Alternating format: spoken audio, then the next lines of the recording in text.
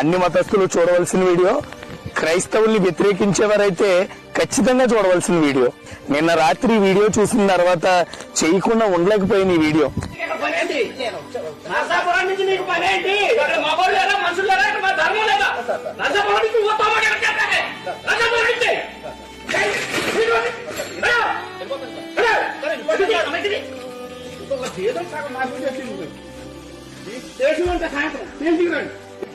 హిందువులు ఎర్ర పువ్వులా కనబడుతున్నారా మీకు?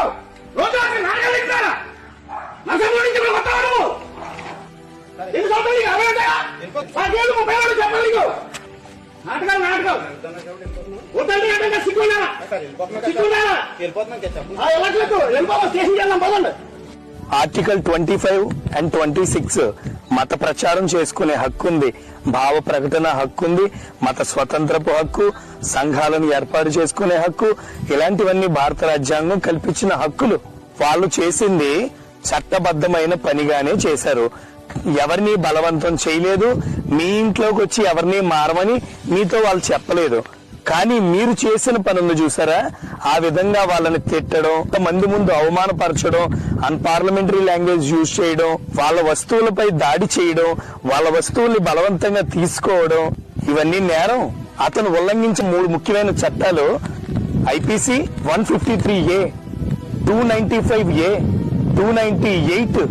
మీ మీద ఏదో కేసులు పెట్టాలనేది మా ఉద్దేశం కానే కాదు.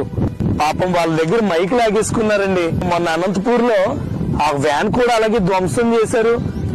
నిజంగా ఆ వ్యాన్ ఉంటే ఎంత మంది బ్రతుకులు బాగుండేవో, ఆ మైక్ పట్టుకుని వెళ్తుంటే ఎంత మంది జీవితాలు మారుండేవో. ఆ మైకులు అవి తీసేసుకోకండి. ఎక్కడో ఊరు నుంచి వాళ్ళు ఇక్కడికి వచ్చి ఎందుకు సువార్త చేస్తున్నారు? ఎవరు ఏ ఇంట్లో ఏ ఇబ్బందులతో బాధపడుతున్నారో ఎవరికి తెలీదు, దేవుడికి మాత్రమే తెలుసు. ఆయన సువార్థికుల్ని పంపించాడంటే ఆ ఏరియాలో ఏదో ప్రాబ్లం ఉంది, ఎవరో కష్టాల్లో ఉన్నారు, వాళ్ళని కాపాడడానికి దేవుడు పంపించిన దూతలే సువార్థికులు. నిన్ను దేవుడు చూస్తున్నాడు, నిన్ను విడువడు, ఎడబాయడు. నీ కుటుంబం చెల్లా చెదురైపోయిందా? నీ పిల్లలు నిన్ను చూడలేదా? నువ్వు ఏ దిగులు పడకమ్మా, దేవుడు ఉన్నాడు, మిమ్మల్ని చూసుకుంటాడనే ధైర్యాన్ని ఇచ్చే మాటలండి సువార్త మాటలంటే. బైబిల్లో ఒక మాట ఉంటుంది, సువార్త చేసే పాదాలు సుందరమైనవి. ఆయన అలా నిందిస్తున్నా, గొడవ పడుతున్నా, అంతలా బెదిరిస్తున్నా, ఏ తప్పు లేకపోయినా సరే తగ్గించుకున్నారు. చూసారా ఎంత గ్రేట్ అండి మీరు. నిజమైన దేవుని సువార్త అంటే అదే. మనం కోపం చూపించేది కాదు, తగ్గించుకునేదే. I love you my dear brothers. మీ పాదాలు సుందరమైనవి. ఈ వీడియో వల్ల, నా మాటల వల్ల ఎవరైనా బాధపడితే నన్ను క్షమించండి. I'm really sorry.